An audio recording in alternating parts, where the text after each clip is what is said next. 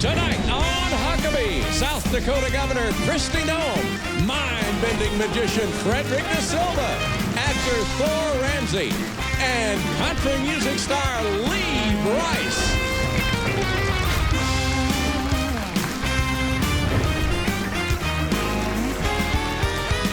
That's Trey Corley and the Music City Connection. And I'm your announcer, Keith Bilbrey. And now, here's Mike Huckabee!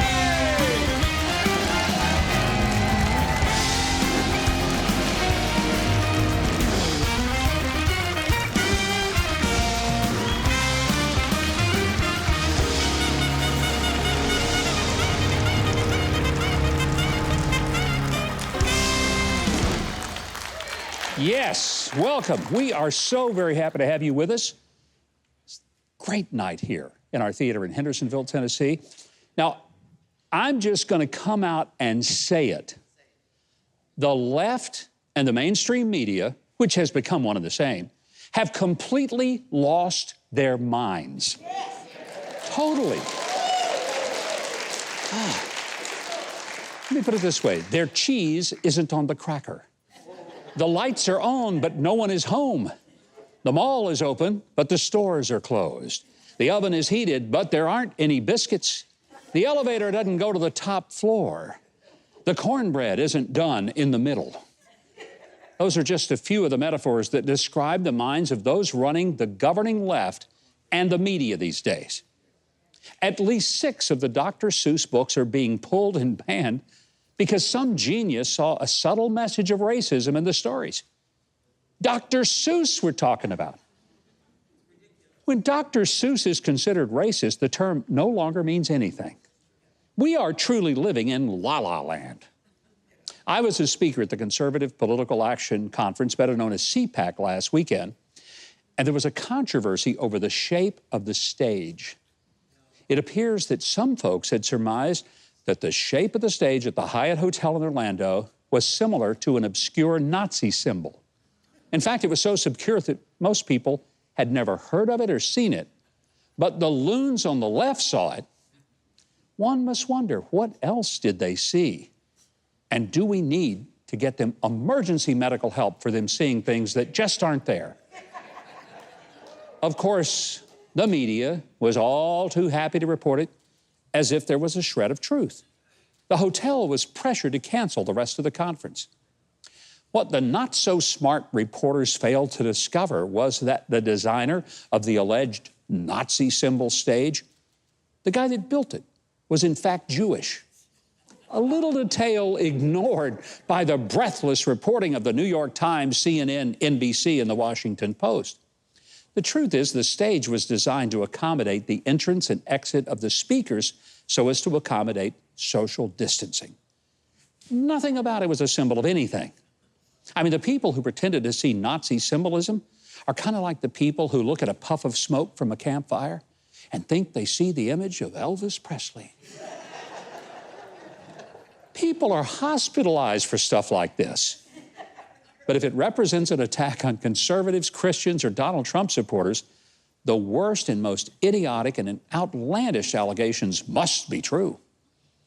And remember all the wailing and gnashing of teeth that Donald Trump had put children of illegal immigrants in cages? Of course, it turned out that the so-called cages were actually created and used by the Obama administration back in 2014. But the media displayed the 2014 photos and blamed Donald Trump for creating something a full 3 years before he even became president. And all during the election last year, President Trump was accused of putting children in terrible housing conditions along the border. Joe Biden got celebrated for taking so much better care of the children, despite the fact that he's housing kids in the exact same housing pods that the Department of Homeland Security used during President Trump's tenure. And when asked about it, Jen Psaki, the White House press secretary, essentially said that their intentions were better, so it was okay. You can't make this stuff up. But the press in the room didn't push back or argue that it was the same housing, exactly the same. They just oohed and ahed and gushed about how compassionate Joe Biden was to put kids in shipping containers. Look, the left and the media have lost their minds, but the rest of us shouldn't. I mean, we really do need to pray for these people. They ought not to be allowed to have scissors, knives, or any other sharp objects. They need help, urgent help. Because people this crazy, they're not just a danger to themselves, but to our entire country and way of life. But in the meantime, they don't care that Joe Biden doesn't answer their questions unless they are submitted in advance and put on a little card for him to read. Because they're too busy being amazed that Joe Biden actually put a log in the fireplace at the White House. And all by himself. No help. Folks, it was like watching a grandmother drool over her 3-year-old grandchild making a duty all by himself.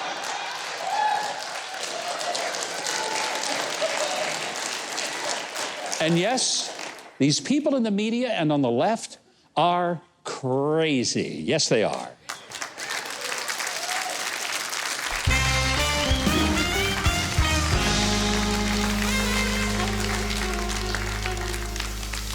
Well, my first guest tonight is South Dakota Governor Kristi Noem. When Joe Biden canceled the Keystone XL pipeline on his very first day in office, he also canceled thousands of jobs in her state and killed prospective businesses as President Biden moved away from America First policies. We're honored to welcome Governor Kristi Noem. Governor, let me begin with a little dust-up you and Dr. Fauci have kind of had, because you have mentioned that your state's done quite well through COVID without following every directive and dictate that he has handed down. He was a little critical of you this last weekend. So are you guys going to kiss and make up, or are we going to continue to see Governor Noem stand on your own ground there in South Dakota? You know, Dr. Fauci just frankly, many times throughout this pandemic, has given wrong information or misleading information or changed his direction over and over again. And I understand that at the beginning that we all were learning about the virus, but many times what we've seen him recommend and what we've seen the CDC do is change their recommendations based on political pressure. And that's really what I want people to recognize, is that they have the ability to use discernment. That in my state, I trusted my people, they trusted me, and that we got through this situation without any mandates, without dictating to them, and without punishing them for taking care of their families and their businesses. You grew up a farm girl in South Dakota. This is something that you understand pretty well, but self-reliance, hard work, it's kind of what South Dakota is all about. And we're hearing a lot about Texas and Mississippi opening up. You never closed. No, we never closed a single business in our state and never closed churches. We didn't mandate any masks or anything of that sort. We also never issued a shelter in place. I didn't even define what an essential business was because I don't believe that governors have the authority to tell you that your business isn't essential. So we allowed people some flexibility, and it was amazing to watch them protect their communities and take action, but still be creative in delivering their business services to the rest of the state and to the rest of the country. You know, Governor, I think that everybody who wanted a vacation and a little bit of freedom in 2020, they came to South Dakota this year. We have record historic revenues from our sales tax that came in from people being here, visiting us, and overwhelmingly we're moving families and businesses to our state permanently because they like our values. Well, my daughter and her family were part of that tourist crush. They were there last summer, said it was some of the most amazing scenery they've ever seen in their lives. They love South Dakota. So I think it's given people a whole new awareness of your state. But let's talk about Keystone XL. Very first day in office, Joe Biden says, next to that, millions of jobs across the country, thousands in your state disappear. Talk about the impact on South Dakota. Well, we lost jobs overnight. As soon as he issued that executive order stopping the pipeline, it was tragic for our state. Now, we don't have oil really that much in South Dakota. The vast majority of oil reserves is in North Dakota. We have Mount Rushmore, though, so I always think we got a pretty good bargain at the end of the day. But what happened was this pipeline has been planned and in place for so long that the pumping stations were already built in our state. The pipe was laid out. It was ready to be installed. We had people that had expanded their restaurants, their hotels, their gas stations in order to cater to the influx of workers that we were going to see. So many of these counties that are rural that the pipeline was going to cross through, they were counting on those property taxes from the pipeline coming in and funding their schools, funding their roads far into the future. So it was absolutely devastating. Immediately overnight, jobs were gone. Families, businesses were impacted, their budgets were hurt, and even some of those basic services such as transportation and education are going to be hurt for decades into the future. One of the things that I've admired about you is your personal story. You were a teenager when your father died. Your family had a farm. You essentially had to go and, in many ways, take the leadership role for your family and the farm, delayed your own education until you could go back and finish it. Hardship, difficult times. How did that prepare you as you now face hardships and difficult times as a governor? Did it make you the strong person and the strong person of faith that we all know you to be? Well, in our family, faith is everything. But I tell people the greatest gift my parents gave me was giving us impossible things to do as kids. They gave us jobs that we thought, there's no way I can possibly do that. And then when we accomplished them, we learned that we could be problem solvers. We got confidence in our abilities, and it really allowed us to go after bigger and better things. So I think what we're doing in this country, in some of the changes that we've seen in parenting, is we're crippling our children. We're not giving them the life skills that they need. By doing everything for them, we're not preparing them for life. And so whenever I have the opportunity to talk to parents, to talk to families, about just different things that I think they should be focusing on, is I tell them, give your kids impossible things to do. Let them solve problems. That's how you really help them be successful in the long term. And it really is, I think, one of the greatest gifts that my parents could have ever given me. Before we leave, I want to ask you about the COVID relief bill. $1.9 trillion. The Democrats seem totally determined to spend it. Only 9% of that money actually has anything to do with COVID. You were in Congress before you became governor. What's wrong with those folks up there? Well, that would take all day, Governor, to cover what's wrong with what's going on in Washington, D.C. But what I will tell you is that it's extremely unfair. They are bailing out all of these states and governors that made all the wrong decisions for their people. I've been telling them for months, don't send us any more money.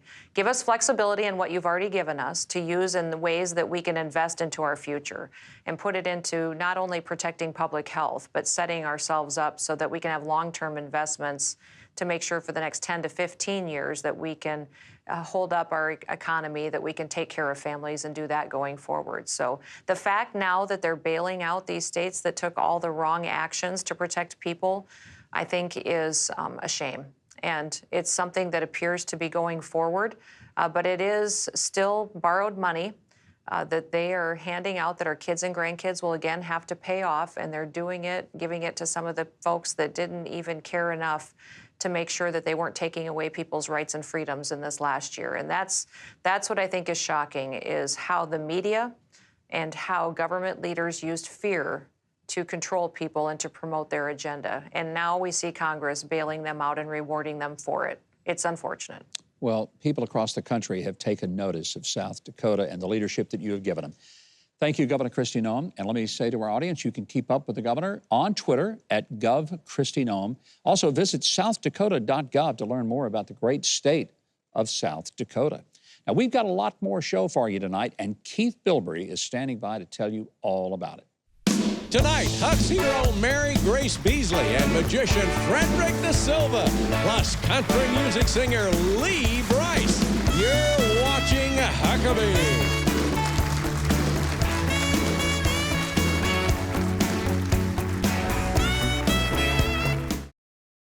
The people of Texas are still suffering the effects from the unprecedented snowstorm of 2 weeks ago. Samaritan's Purse is on the ground right now helping people to fix pipes, patch up ceilings, and to make their homes livable again. Now, they wouldn't be able to do this without the generous financial help of people just like you. So I hope you'll consider calling the number that's on your screen or going to the Samaritan's Purse website and giving to our brothers and sisters who are in need in Texas. Thank you, and God bless you for caring about others. Well, after being named Miss Hendersonville in Tennessee, our next guest thought It might be fun to start a pageant for the special needs kids that she worked with at her school. Her idea now raises money for a worthy cause and self-esteem for some incredible kids. And it's earned her our crown as this week's Huck's Hero.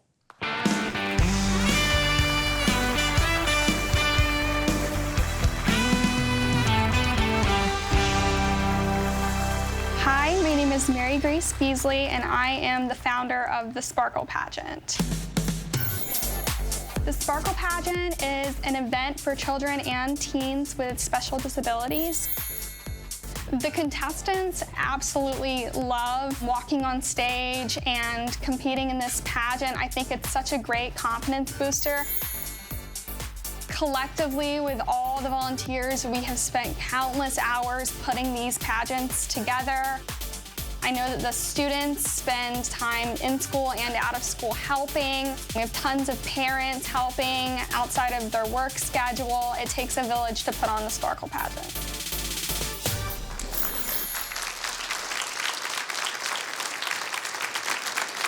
From just down the road, our Huckabee studios, I mean literally down the road, I want us to welcome Mary Grace Beasley. Mary Grace, thank you for coming. Thank you for having me. I'm excited to be here. We're excited about what you're doing with these special needs kids. Now, did you grow up kind of in a pageant family or in the whole pageant world? Not really. Someone told me that I should compete in this local pageant, and I did, and that's kind of how the idea came about to have this pageant for children with special disabilities. But you know, most people, when they get into the pageant world, it's all about them, and what you've done is said, it's all about these kids that maybe don't ever think they could be in a pageant. Yes, so exactly. When I was in high school, I was really involved with the Hand in Hand program at Pope John Paul II High School. And one of the little girls that I helped, her name was Bella. She was a lot like me. She liked to dress up, and she loved to show me this photo of herself with a crown. So after I had competed in this local pageant, I was like, wouldn't it be awesome if we could have a pageant for girls and boys like Isabella? That is so cool. And it's got to be a wonderful experience for these kids that may have thought, well, I'll never be able to be in a pageant. Yeah. So tell me about some of the kids that you have been able to work with and what it has done to light up their life when they get to be a part of the Sparkle Pageant. Yes, so I think it's actually really cool to see our participants. They go on the stage, and some of them are they're already born full of confidence. But some of the other ones, they're a little shy and they're a little timid, but with the audience applauding for them, knowing that their family and all of their close supporters are out in the crowd, they just grow in confidence and become more comfortable on stage. I'm so proud of you. What you're doing is a beautiful thing, and you're giving attention to children that deserve the attention and are some of our most special resources and wonderful blessings people that we ever see, with love and absolutely no animosity, no hate, nothing in their hearts. We need to elevate their lives. Mary Grace, thank you. And that's why you are our Huck's Hero tonight. And thank you for being here. You're in the neighborhood. Come by and see us more often, okay? Yes, sir. All right, we'd love to see you. Mary Grace Beasley and the Sparkle Pageant. Now, if you're in the Nashville area, this year's Sparkle Pageant is going to be held May the 1st at Pope John Paul II High School in Hendersonville, right here where our theater is. For tickets or to learn more, maybe to support the Sparkle Pageant, visit the Sparkle Pageant page on Facebook. Well, let me tell you something. Keith Bilbrey couldn't win a beauty pageant, but he's still a winner in our hearts. So Keith's going to tell us what we have coming up next on the show. Go ahead, Keith. Well, coming up, actor and comedian Thor Ramsey, and later, country music star Lee Brice. More Huckabee is on the way.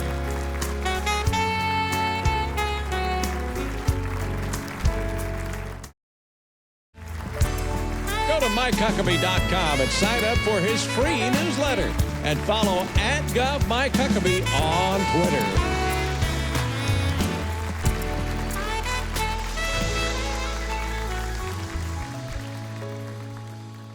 Well, Keith, you know I had planned to honor the birthday of the late, great Dr. Seuss by reading one of his books tonight. Yeah. But he got canceled on his birthday. There's not a Seuss book to be found anywhere. So instead, I'd like to read another story. I think you're going to like this one. Keith, this is pretty cool. It's How the Left Stole Reading. That's the name of the story. Yeah. And it looks so much like a Dr. Seuss book, but the picture on the front, it's scary. I don't know if you can see it, but it's a caricature of Adam Schiff. Oh, no. This story was actually written by Laura Ainsworth, who is one of our staff writers for the show, and she has done a beautiful job. So I'm going to read to you How the Left Stole Reading by Laura Ainsworth. You have our full attention. I bet you do. I bet I do. Can't wait. Every kid down in Kidville liked reading a lot, but the left, who controlled education, did not. They wouldn't say why, but we all know one reason. To read the wrong book means you're guilty of treason. They also just hated the folks on the right. They said we're oppressors, at least if we're white. But I think that the most likely reason of all may have been that their brains were 2 sizes too small. Whatever the reason, their brains or their hate, they canceled the books that they deemed out of date. They stared at the kids from their ivory tower while focusing all of their brainwashing power. We can't let them read Dr. Seuss, they'd exclaim. We have to start erasing his name. We'll target 6 books with some troublesome art while keeping in mind that's only the start. Kids love Dr. Seuss, said the folks on the right. They knew they were facing a censorship fight. Why, he taught children how to be loving and kind, and how they could grow up to be colorblind. Colorblind, screamed the left, their eyes practically bleeding. We must find a way to keep children from reading, to think, the unwokeness their minds could retain. Why, they're reading the Bible, they're reading Mark Twain. And old Dr. Seuss, he's the worst of the lot. If kids want to read him, we'll say they must not.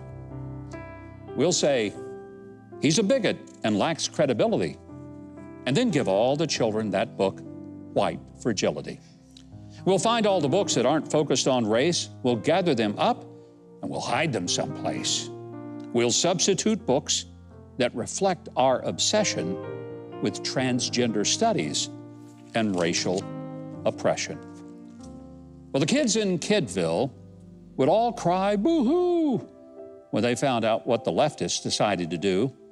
The fun books were gone, and they felt really sad. The white kids were taught they deserved to feel bad. But parents arose. They had had quite enough. They fought for their kids, and it got pretty rough. They went to the school board, and all had their say, and their courage and their hearts grew 3 sizes that day. They brought back the books that the left had rejected, and they made sure that freedom of speech was protected. The books were all safe and were put to good use, and we ourselves honor the ones by Dr. Seuss.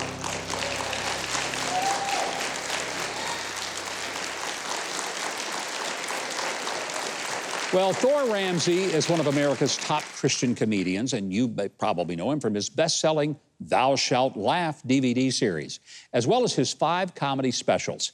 He's now starring in his first movie called Church People. It's in theaters through Fathom Events, March the 13th, 14th, and 15th. Would you please welcome Thor Ramsey?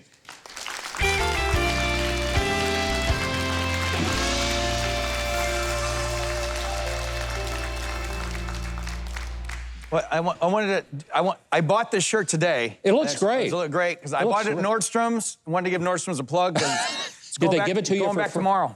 So yeah, stuff the tag right up here. Yeah, that's great. Don't lose that tag, man. They won't take it back. Hey, it's great having you here. I'm glad to be here. I'm excited about the movie, and I love the title, Church People. Yes. So what is Church People all about? What is Church People all about? Well, here's the story how it came about. I don't know how long I have, but if you let me go. You're almost finished. I know. So, I've already overstayed my welcome. Normally, I just talk till people file out. That's why I say that. But so this was probably about 2008, 2009. I was working on this script. There's a great guy over at Sony Affirm named Josh Nadler. Great guy.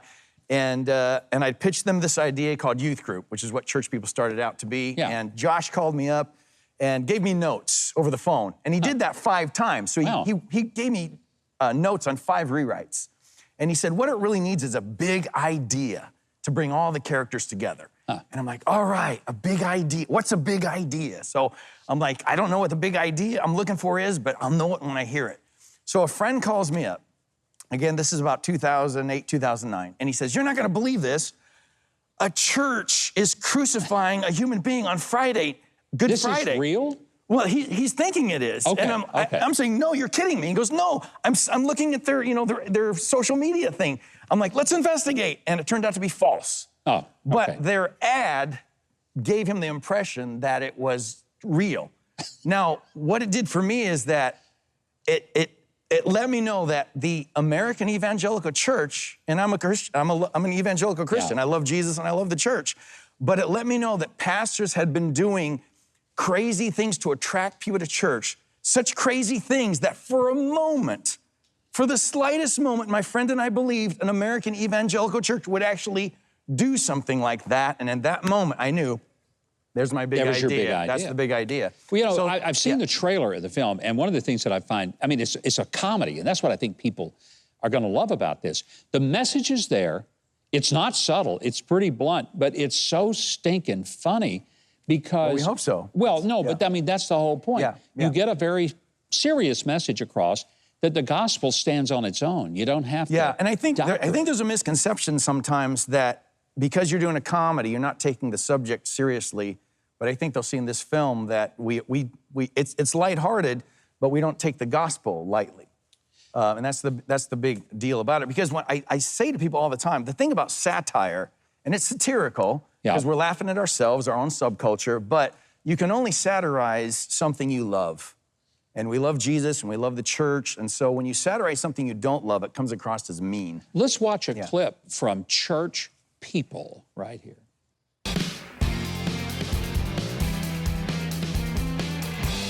Sign this? What would Jesus do? It's still happening? I have an idea. Why don't we talk about what Jesus has done? He died and rose again, right? Oh, I have Jesus in my heart. What I don't have is a beach ball with your name on it.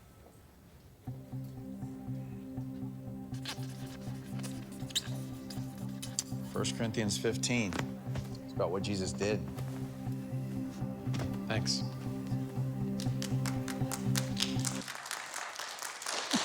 Now, you've got some pretty well-known actors in this film. We have a great cast. But, you know, once a film's funded, you can get a lot of people interested in your movie. Yeah. So we ended up with a great cast. Tell me about some of the people that you have in the film, because I think... So we have Donald Faison, who he used to be in, if you watch Scrubs, he played the sidekick in Scrubs back in the day, the entire run of that series. And then we have Joy Fatone, who is in my big fat Greek wedding. Yep. And well, he used to be in NSYNC years ago with Justin Timberlake. And he plays the worship leader, and he is hilarious. Stephen Baldwin. Stephen Baldwin. Well, the Baldwin brothers, Stephen and William. You got both of them. We have both of them, and then we have William's wife, China Phillips. He used to be in the group Wilson Phillips. Thor, it is great having you here. Wonderful to see you, and I hope you the greatest of success with the film Church People. And church people need to see this. It really is good. So to get your tickets to watch Church People, March the 13th through the 15th, and for theater locations, or to book showing at your church, which you can do, visit churchpeoplefilm.com. Keith, tell our Huckabee people what we have coming up for them. Well, next, international medalist Frederick Da Silva and country music hit maker Lee Brice. Stay with Huckabee.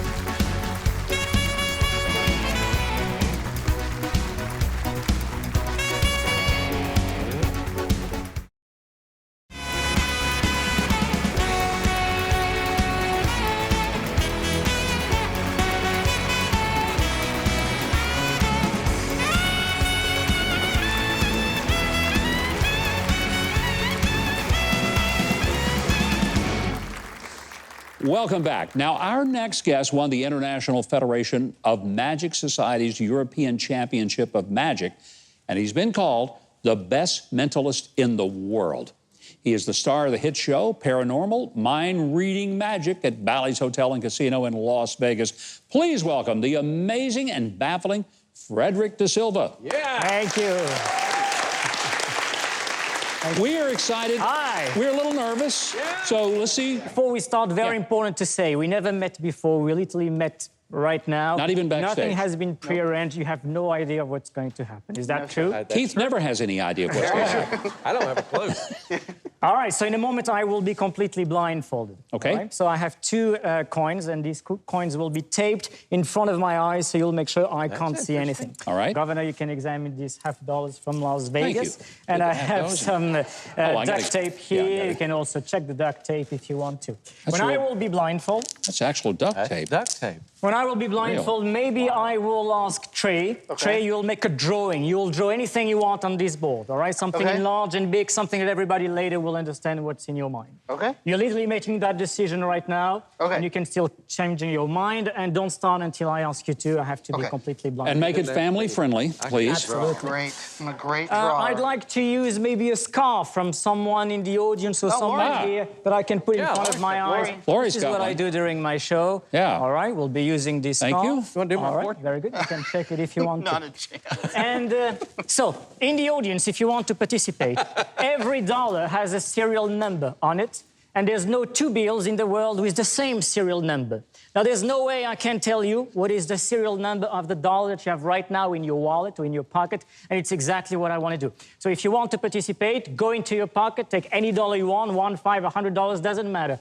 Memorize the first digits so you know it's really your bill, and I'm not going to change it with one that I already know all the numbers. Okay. And Governor, you will go into the audience, you'll come back with any dollar of any person in this, when I will let you know. Okay. Not yet. But I didn't tell you yet, so you can stay here for the time being. Simon didn't say. Simon didn't say, okay. I like the intuition. And I can draw anything. Anything, something simple, all right? Something that everybody will recognize. And Keith, I have a deck of cards here for you. You can examine and give these cards a shuffle. Okay. Let's begin with the blindfold experience. First tape and the first coin. So the first coin will cover my eye here completely. All right, here we go. And Governor, you can make sure everything is sticky. Sticky here. That's disgusting. Holy cow. And we have some more here, and we have some more here for the second side. Oh, boy. So I won't be able to see you anymore, all right? So don't leave the theater. This joke is not funny anymore. Right? Wouldn't that be the last thing? And we have some more here. All right, Governor, if you want, you can help me cover my nose. He will have no eyebrows when he takes this stuff off. People think I can see through my nose here. I thought the COVID masks were bad. I did too. Don't tell Dr. Fauci about this duct tape thing. We'll all be wearing it. Yikes. All right, guys, are you happy? We're thrilled. And in the audience, are you happy? Because you got the duct tape, not us. That's why we're Wait, happy. we have some more for the skeptics here. Let's do something like this. I can't see anything through this. All right, so let's begin. And we'll also have the scarf. Is the scarf here? It is. All right. Yes, it is. Governor, you can make a double knot if you want to. I'll take the scarf here. All right, there you go. And you can do that by your own. All right. So let's begin. The person I designate for the drawing, please start to draw anything you want. Okay. The person I designate for the cards, you can examine the cards. All right, in the audience, you can be looking for a dollar bill or any value in your pocket.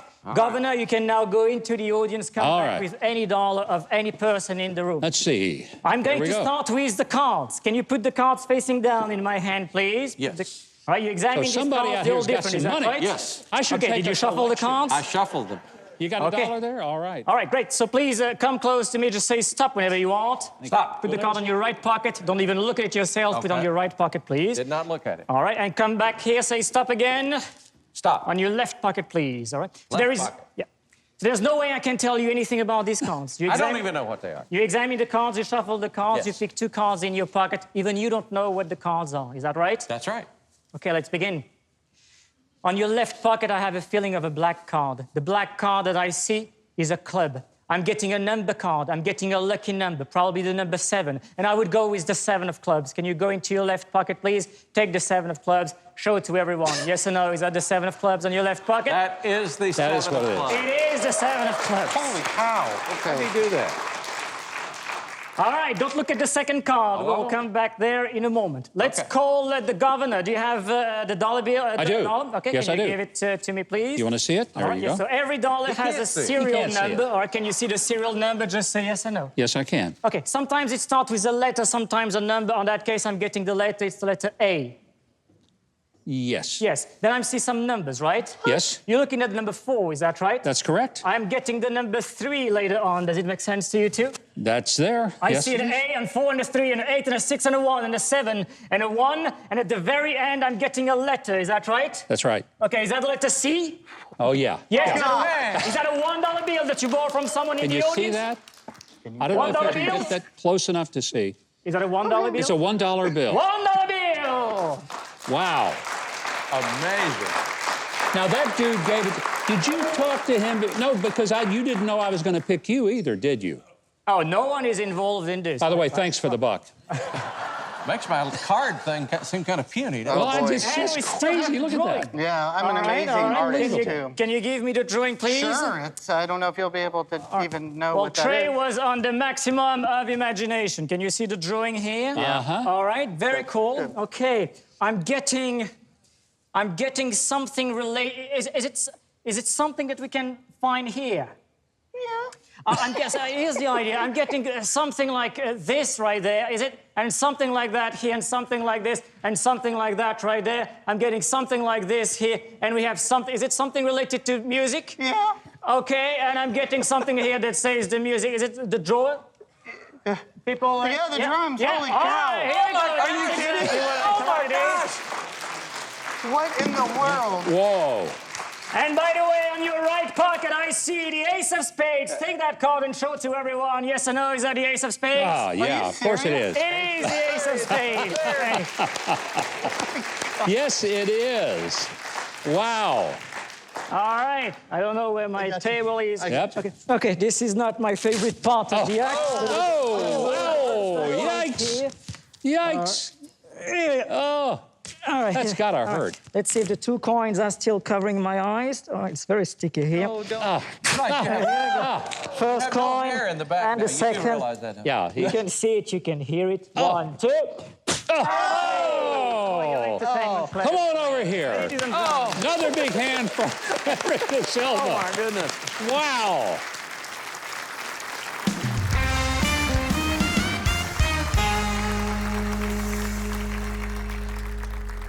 That is scary, what you do. I like that. I mean, that's amazing.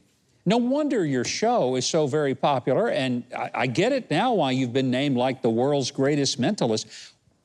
Where did you start this stuff? Well, as a kid, I was always fascinated with the mystery of life. There's so many things that are mysterious that we don't necessarily understand. And I like this idea that we could create a kind of mystery, and every person can try to feel that mystery with whatever you want. Like, it's not because you think that something is impossible that it cannot be done, and it doesn't mean. And if it's not because you see something that you don't understand, that you have to consider that it's supernatural. So I like the idea to have a question, an interesting question. So, what other magic would you like to do? Well, I see that you have books. I do. And during my show in Las Vegas, I use my own books. And sometimes I ask in the audience if someone has a book, but in that case, these are your books. That's right. These are 2 of my books. I haven't touched them, and you can confirm that these are your books. These are mine. This is Character Makes a Difference, and this is 3 C's That Made America Great, both books that I wrote. So, All right. Do you want to pass me one? Sure. We'll take this one. Great. All right, so the one you'll give me will be the one I use. Do you want to change your mind, or do you want to stick with this one? We'll stick with that one. Okay. So maybe I will ask my my board. I don't know if... so maybe I'll need to write down something. Let's see. Perfect. Oh, there you go. Thank Okay. you very much. Okay. Do you need Right. glasses to read? I have contacts. Okay, Even perfect. better. Okay, I'm Yeah. going to look away. Say All stop right. whenever you want. Stop. Memorize the first word on the top of the page, but Okay. say nothing out loud. You Got have it. it? I got Great. it. And you can take the book. Okay. So now you have a word in your mind. There's no way I can tell you anything about that word. So Yeah. I'd like you to think of the first letter. Okay. And as I'm talking to you right now, you can start to say that letter in your mind over and over and over and over. Okay. L, Yes. Yes. Imagine that word in your mind. If it's something that you can see or an item or something that you can feel, it's something related to, it defines a person. Does it make sense to you? That's right, yeah. Yes. Just start to say that word in your mind over and over. Could you close your eyes for me, please? Okay. I'm not going to put duct tape all over my eyes. I can tell you that right now. I saw what you did with that. I'll put it over Trey, but I'm not doing it to me. Thanks. I'll take a chance on this word here. Okay. Open my eyes? Not yet. Okay. All right. Now? Not yet? Not yet. Okay, so everybody can see. Okay. On the count of 3, Governor, you're going to tell us out loud what is the word in your mind. Okay. 1, 2, 3. Leader. Open your eyes. Does it make sense? Whoa. Thank you. No way you could have seen that. No way you could have seen that. This is pretty amazing. Frederick, we want to say thank you so much for coming on the show. Now, Keith can't read our minds. We know that. But he sure can read that script in front of him, and it will tell us all how we can see more of Frederick Da Silva's incredible tricks, which we've seen tonight. Well, I just want to say thank you for not telling everybody my PIN number. Now, to keep up with the mind-bending magic of Frederick Da Silva and for ticket information for his performances at Bally's Hotel, follow him on social media. Up next, country music star Lee Brice talks with Mike on Huckabee.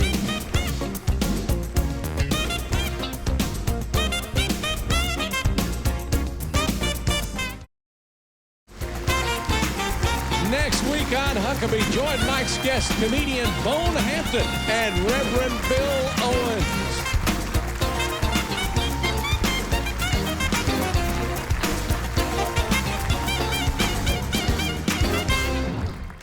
And welcome back. Would you give a big hand for Trey Corley and the Music City Connection for the fantastic music tonight? Yeah, I give Trey a hard time, but I truly love him. I really do. Well, speaking of music, Lee Brice is a country music star with 7 #1 hits, including I Drive Your Truck and A Woman Like You. Now get this, Lee's online music has been streamed a combined total of over 2 billion times. That's billions with a B. His 2020 album release called Hey World is a personal recording that is true to the man that he is. He was with us last year in the height of the lockdown and performed virtually in an amazing way. But I got to tell you, it is so much better to have him here in person. Would you please welcome our friend Lee Brice?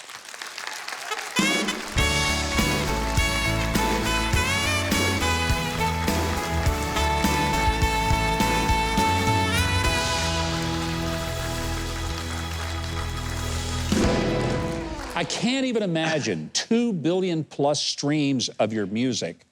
That's impressive. I can't imagine it either, really. I mean, that's a lot of people sitting around listening to Lee Brice all day. Yeah, I mean, there's like 5 billion people in the world or something. Yeah, and a lot of them don't speak English. Yeah.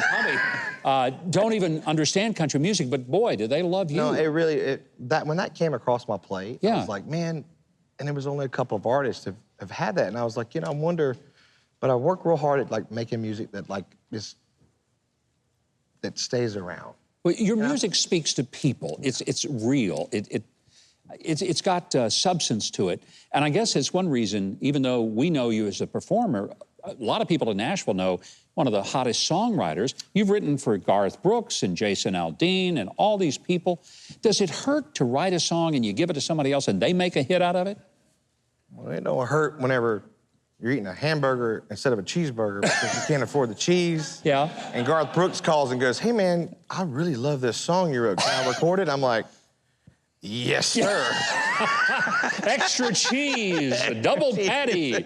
I mean, that's got to feel good to do, knowing that people that are megastars like Garth Brooks are recording your stuff. Honestly, anybody, any artist, that you've even seen in the spotlight at all, they've worked hard to get where they are. And so for anybody to like consider your song good enough and to take a chance on your song is an honor. I mean, it really is. You know, whether it's Garth Brooks or whether it's a new artist that's coming out and they want to put their career on the line for the song that you wrote. Yeah. It's an honor, and I mean, it's kind of nerve-wracking. Like, oh man, I hope this song is good for him. The new album, Hey World, I mean, that's a big hit. Now, the trouble is you get this new album out, but you can't go on the road and perform because of COVID. Yeah. How tough has it been this last year? Well, it's been tough for that. And it really more for my band and my crew who are my family. Right. They're the people that I mean, I've grown up with them for the last 15, 20 years here in Nashville. And so for me, the hardest part was going, well, guys, there's no money coming in. Yeah. We got to figure stuff. But they're all so brilliant and so devoted to me that they were so sweet. They actually called me before I called them. And they said, hey, I want you to know, don't stress. We know what's coming. We know that you have to take a break for a minute. Yeah. And we know we're not going to get paid. Are you going back on the road now? Yeah. So. And they're all there. We're going to see some concerts with Lee Brice coming up, which I think is pretty exciting. So do you start probably this month, maybe, getting back on the road? Actually, this weekend coming up, we're going out to Omaha and some places out in the Midwest, and it's going to be fun. Well, you know, one of the things that's going to be fun, we're going to do some music here tonight, and I think that's pretty cool. So thank you so much, Lee, for the phenomenal career and the great songs you've written and performed. I want to tell our audience, get your copy of Lee Brice's Hey World, the phenomenal album. You can get it everywhere music is streamed, sold, or stolen.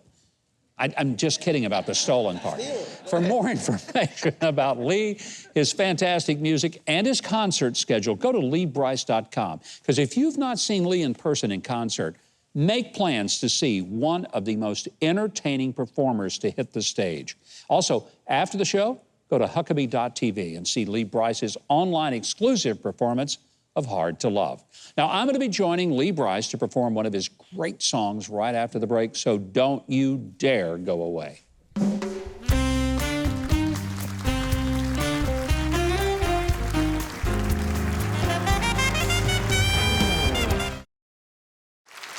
Now, performing a memory I don't mess with off his Hey World album with Trey Corley and the Music City Connection, plus Mike on bass, is Lee Brice.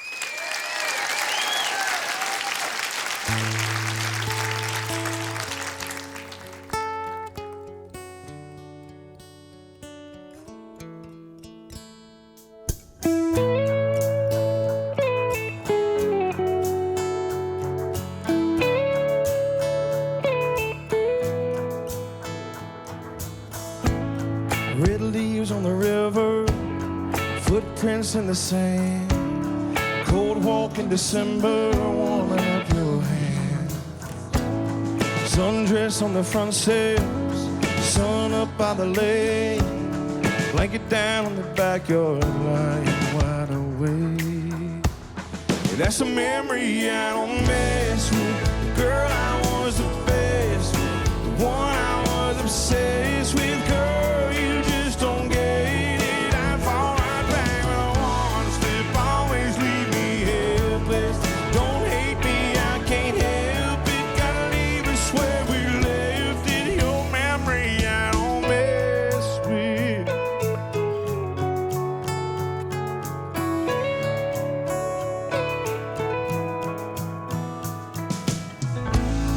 Moonlight on the backseat, breeze through the wire. Springsteen on the speakers, girl, I'm on fire. That's stuff I don't think about, 'cause it still kills me now. I still can't dance around that memory I don't mess with. The girl I was the best with, the one I was obsessed with. Girl, you just don't get it. I'd fall right back when I want to slip. Always leave me helpless. Don't hate me, I can't help it. Gotta leave us where we left it. Your memory I don't mess with.